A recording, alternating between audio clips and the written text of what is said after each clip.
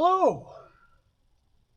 Welcome again to the tour of pleasure here in the Enchanted Kingdom of Hermione.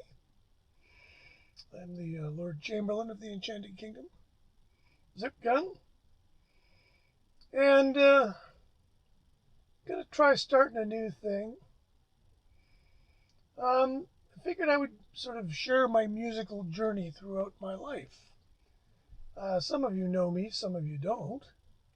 And I figured, especially for those that don't, but even for some of you who do know me, I figured I would tell you about all the important musical events in my life, starting from the word go. And it's funny because I thought about this for a while before actually trying to do this. And it can be quite neatly divided into sections. And I don't know how many sections there'll be, but I know that the first one should be interesting because this would cover from whenever I became aware of music as a thing, which would have been sometime after 1959, when I was born, up until the cataclysmic event that everybody knows as Beatlemania. So that's only 5 years. And 5 years, that meant I was 5 in 1964. Beatlemania was pretty much when it happened here in Canada. I know it happened in, I guess, late 62 in Britain, but we'd not really heard of them here. Certainly little kids like me. And little people like me, when you're that young, you don't understand what's cool or what's hip or you don't understand anything. You just sort of know what's in the air and what catches your ear and sounds like a nice melody.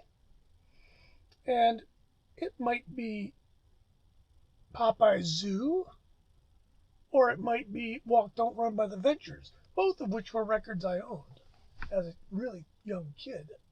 And I couldn't tell the difference. When I was about 3, so this is about 1962, my mom, family legend goes, bought me my own record player for something like $3 at a garage thrift sale or whatever, and a big pile of 78s. And I remember that the 2 records out of all these 78s, certainly the only 2 I remember, one was a piece of piano music that when I was 15, I discovered was the Sixth Polonaise by Frédéric Chopin, the heroic Polonaise.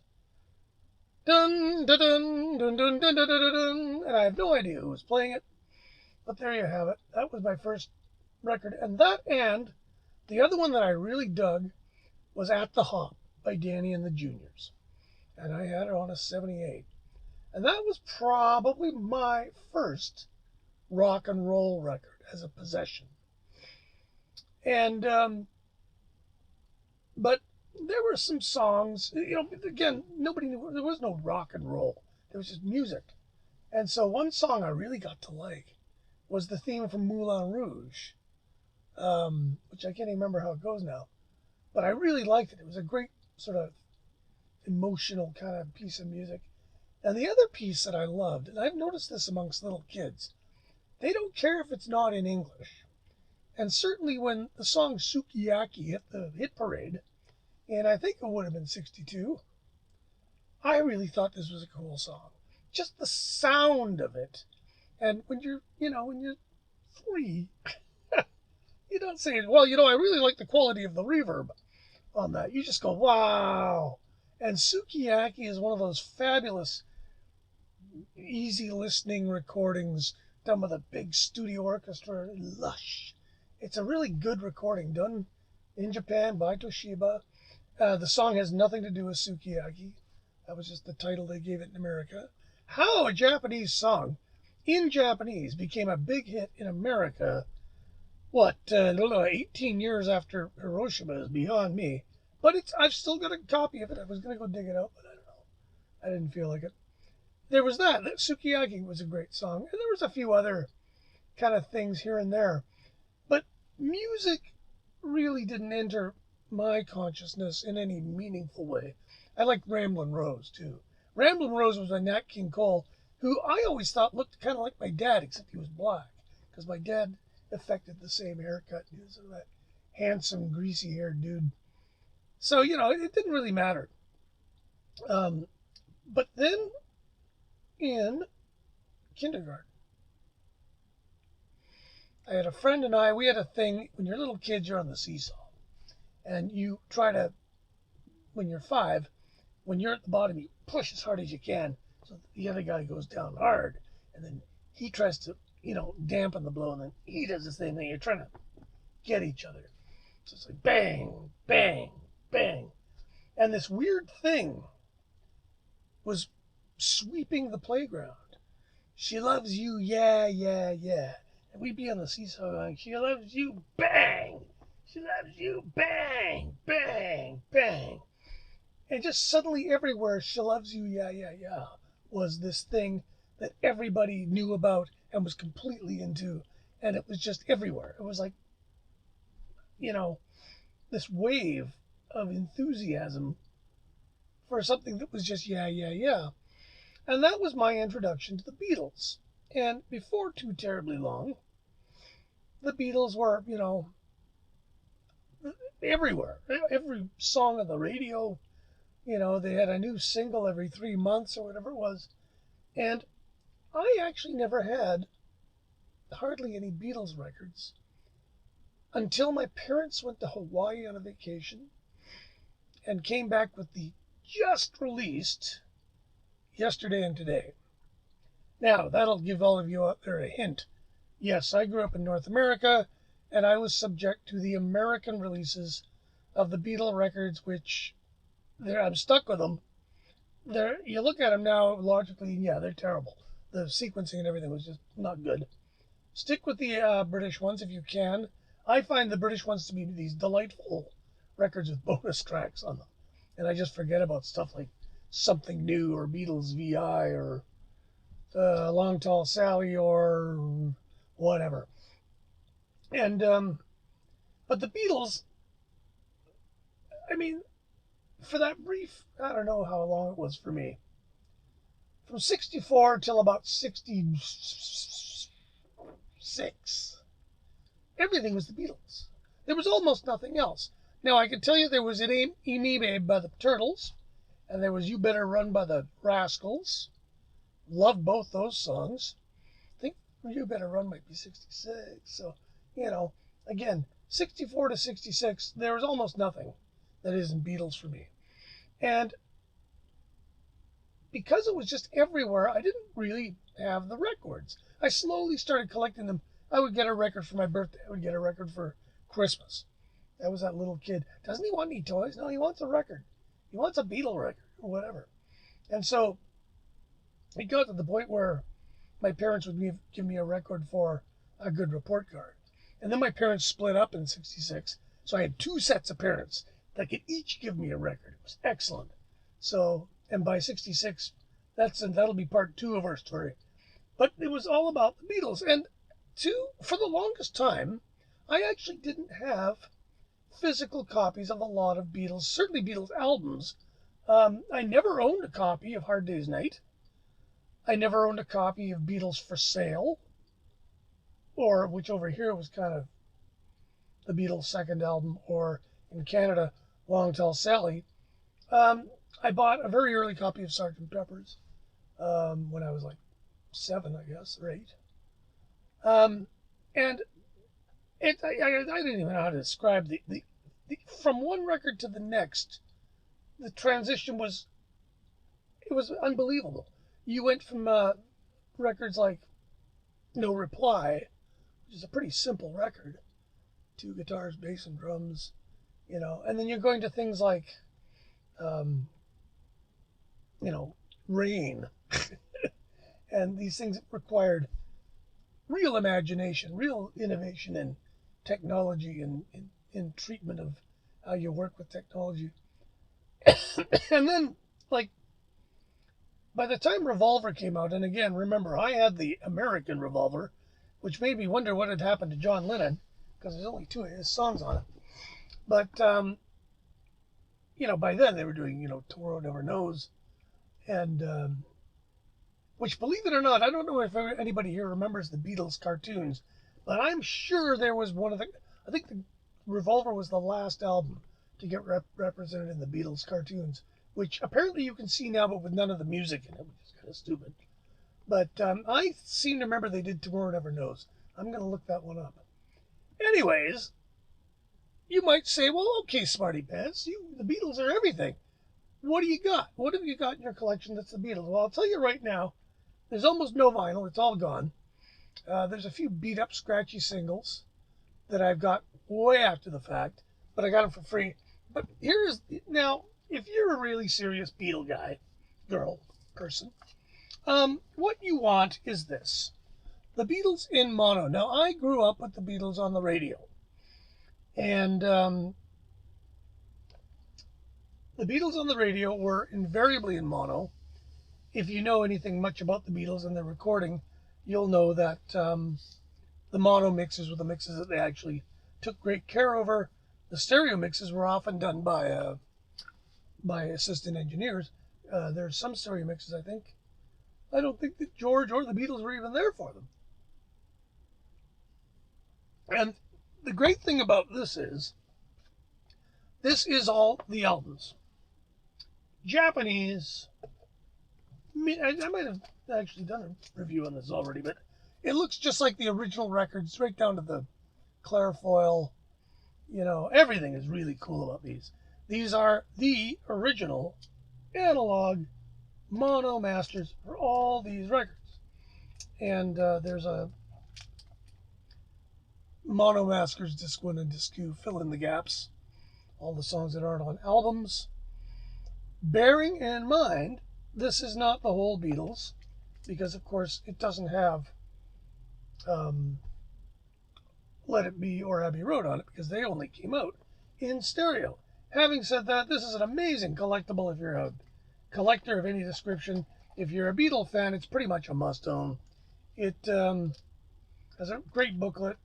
Good booklet in it, and I mean this stuff is basically what almost all Western pop music is based around.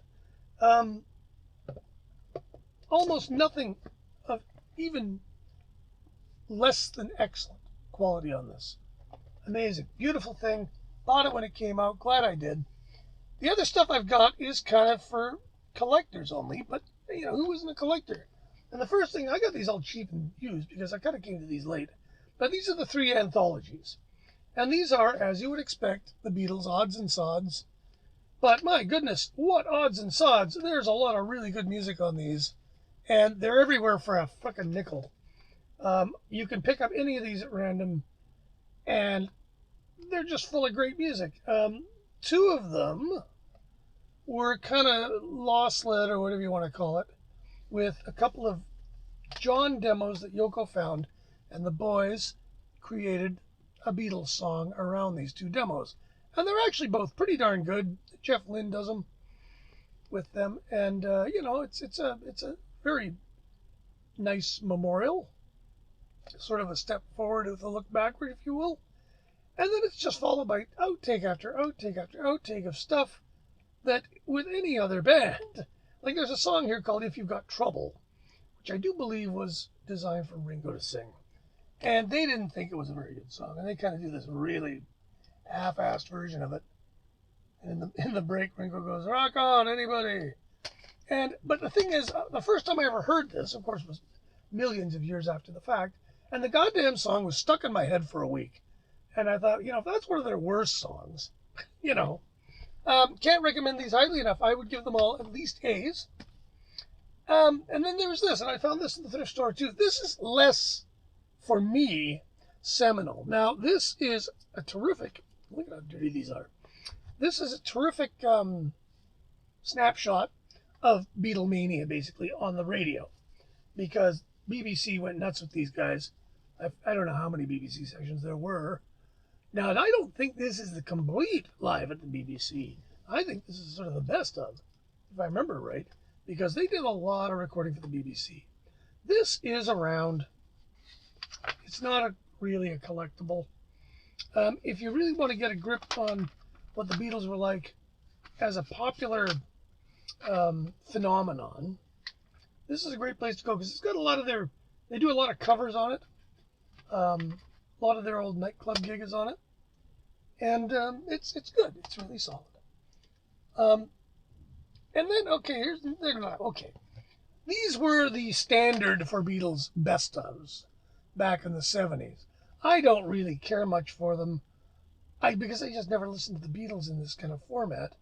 These are old stereo mixes, I think. These aren't the new ones, certainly. And I got these because somebody gave them to me and I couldn't bear to throw them out. I'm going to give them to somebody.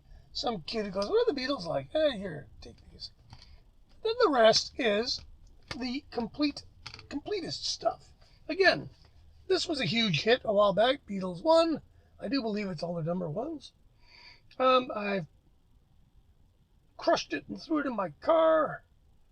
And I don't think I've played it since. Again, I got it everywhere else. I don't really listen to the Beatles in greatest hits contexts, but it was given to me, and there you go. Now, like I said before, those records that only came out in stereo, and then there's I found this again for really cheap, and this is the album, the American album of Magical Mystery Tour, which is in stereo. It's the stereo, I think it might be the original stereo. The mono is in the box. So there's the stereo of that. I think it was $1. Same. Now then I got Abbey Road. I actually think I paid money for this because I just wanted to have it to make sure I had the whole collection. And I got this for cheap. 4 of these are in the mono box, but this also has the George Martin music, which is actually quite charming in a wonderful British way. I wish I could find a way to get the Help music for really cheap because I didn't mind that. The original mix of Let It Be, which I always thought was a bit of a poopy album to close out on, but whatever. All this thing. The Let It Be Naked, which I bought because, hey, why not? I want to hear it. And finally, and this I just can't bear to get rid of, the 30th anniversary limited edition of the White Album, which is the original stereo mix, I think, which means I got the White Album mono mix, really different. And this is in some kind of cool package, which I think has all the goop in it. I think I got it for $1 at a thrift store. And that's it. That's all the Beatles I got. Now, I also have this thing for Beatle tributes and copies and cover versions. And they're not even here. They're somewhere else. I'm not sure where they went. But the collection has grown. Insane thing. The King Singers do the Beatles. Their impact on Western culture is so unbelievable that there are, I don't even want to think how many tribute records there are. So-and-so does the Beatles, switched on Beatles. And I love collecting these because, well, if they're cheap, they got to be real cheap. Because sometimes they're just so wrong-headed. And it's just like, okay, this was popular, let's do it. And none of them sort of get the gist of the music, really. So anyway, yeah, as my musical journey progresses. 1964, I discovered these guys. I'm still discovering these guys. When the anthologies came out, it was like a whole new band all over again. And I think that's proof of the quality of the Beatles. The Beatles singing was just unbelievable. They sang better than almost anybody. I think I thought they sang better than the Beach Boys when they really wanted to. And of course, with their producer, they just completely changed the way rock and roll music was made. Pop music was made, incorporating orchestras into their pop music. It was the space and time between 64 and say 67. There was more accomplished in terms of progress in the way popular music was manufactured, if you will, than since. I mean, we still do things pretty much the same we did in 1968, except that we have more tracks and we have digital boxes that'll make the tape go backwards for us instead of having to put the tape upside down. I work in digital now exclusively. I laugh. I go, I want this guitar solo backwards. I just bracket it and hit reverse, and it stinks for a second, and there it is. It's great. I cackle like a madman. These guys did it all the hard way. They had chambers for reverb. They had to break into the guts of the fucking Hammond organ to get the Leslie speaker. They had all these boffins around them who were basically dedicated to keeping the Beatles happy, keeping George Martin happy. And so, from this privileged position, they were able to do really amazing stuff. And because of the quality of their craft, it has held up. Almost all of it has completely held up. Like, even, some cork sniffy Beatle fans will go, well, such and such isn't such a great song. It's like, yeah, but,